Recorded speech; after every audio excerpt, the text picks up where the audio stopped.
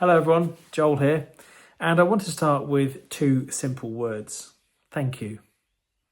Now, since I shared the video of my front wildlife garden, a space that I had planted, nurtured and protected for many years, the response has been overwhelming, and it's been incredible to hear your stories, similar events that you've experienced, the heartbreak, the frustration with my own situation, and indeed your hope.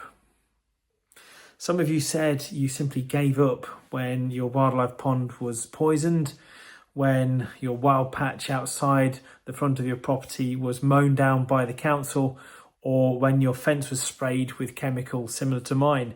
And I get it, you feel helpless. Well, this video is about showing you that you're not. This isn't just about what's happened to us, it's about why it keeps happening. And a big part of that is what's being sold almost invisibly to millions of people across the UK. Have you ever noticed how the pesticides and weed killers in our shops are labelled for amateur use only? Sounds simple, right? But it's actually a clever little loophole, one that manufacturers rely on to avoid stricter rules. You see, the moment something is labelled as amateur use, it doesn't require any training, no protective clothing, no understanding of runoff or environmental harm. These products aren't weak. Many of them contain the same chemicals that are used on an agricultural scale. They're just in a smaller bottle. Some shops are even selling 5-litre containers, which is way more than the average gardener needs. And it's certainly a lot more than the health and safety executive originally advised for home use. And it doesn't stop there. The marketing is powerful and misleading. Think about it. Dandelions on the front, bright colours, and wording such as fast effective, easy to use, and safe for gardens. And they're often placed rather strategically right between bags of compost, wildflower seeds, bird food, bee hotels, almost making you think that they're part of these products that attract wildlife to your garden, but they're far from it. It's not just confusing, it's deliberate. Putting these chemicals next to nature products creates a false sense of trust. It makes you think they're part of the same care, the same good gardening practice. But what they're really doing is selling silence. They don't have to educate you, they don't have to track how much you use, and they don't even have to collect data on where it ends up. And if you look at the fine print on the back of these bottles, many of them say things like dangerous to bees, do not use where bees are actively foraging, harmful to aquatic life, risk to insects and other arthropods. Now let's unpack that. Why do they name bees specifically? Well, they know people care, and then they throw in that small word, arthropods, and they expect that most people aren't going to know what that means. Well, unfortunately, it includes things such as spiders, woodlice, dragonflies, ladybirds, butterflies, moths, all the things that most gardeners are going to want to see and love seeing within their garden. But instead of telling you that you're poisoning dragonflies and butterflies, they hide it behind scientific language. And by using the word amateur, they are in fact making you feel like you're just carrying out normal garden care, not unleashing chemicals that are going to poison the very wildlife you're trying to attract to your garden. Now, the UK's Health and Safety Executive recommend that these products be sold in 3-litre containers, enough, they say, for 1 or 2 applications a year for the average size garden. But after a quick Google search, we found some suppliers who were offering 15 litres of herbicide, that's 3 5-litre tubs with a sprayer, all marketed for amateur use. Now, that's not safe gardening, that's bulk distribution and unregulated distribution of dangerous chemicals. It's likely classified as amateur use because it's not sold to farmers or licensed professionals, even though 15 litres is more than most small holdings would use over the course of a year. And while sellers like Jenny Chem are technically complying within the letter of the law, they are violating its spirit. and encouraging overuse, improper storage and mass runoff. Bundles like this are often sold in bulk online to untrained, unaware users with no physical advice and no restrictions. They may look like a money-saving deal, but they're a shortcut to chemical harm in our gardens, our drains and our waterways.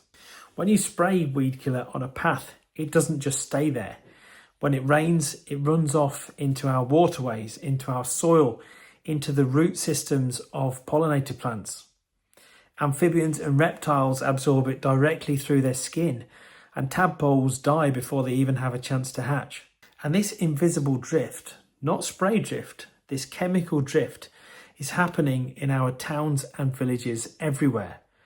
500 chemicals were detected over the 171 catchment areas for water throughout England by the Environment Agency, and over half of those are toxic to aquatic life. Now, you may be thinking, well, surely someone's monitoring this, and unfortunately, the answer is not really. There's no publicly available data showing how many thousands of litres are sold to the public or on a domestic scale in the UK on a yearly basis. Now, companies such as Bayer and Evergreen who produce these chemicals absolutely know what they've sold, but they're not obliged to share that with the public. And government organisations such as DEFRA, the Department for Food and Rural Affairs, and the HSE, the Health and Safety Executive, they don't share any of these records either. So I did a little bit of research and I went on Google and searched for glyphosate-based products, clicked on Amazon, and in the first 2 pages, that's all I checked, the first 2 pages of Amazon, it shows you what has been sold in the last month. So in the last 4 weeks alone, on the first 2 pages of Amazon, there have been 321,790 litres of glyphosate only based products sold. Now, that's a lot. That's a hell of a lot. To give you some kind of context, that's 321 tonnes. And that's also, if you gauge the average bath as about 200 litres, that's 1,608 bathfuls of glyphosate-based chemical. 1,608 bathfuls. And even that's hard to quantify. And that's, as I say, just on Amazon. That doesn't include garden centres, DIY stores, or any other online shops. So, and that's the last 4 weeks alone in the UK. So weigh that up and tell me that's not an awful lot of chemical that's going into our environment. So we're asking for answers, because if this was food labelled with health warnings, there would be outcry. But because it's invisible, because you don't see the immediate effect of these chemicals in our waterways, in our environment, it goes unnoticed and the damage isn't known until it's too late. But this video isn't a video about despair. It's about what you can do starting today.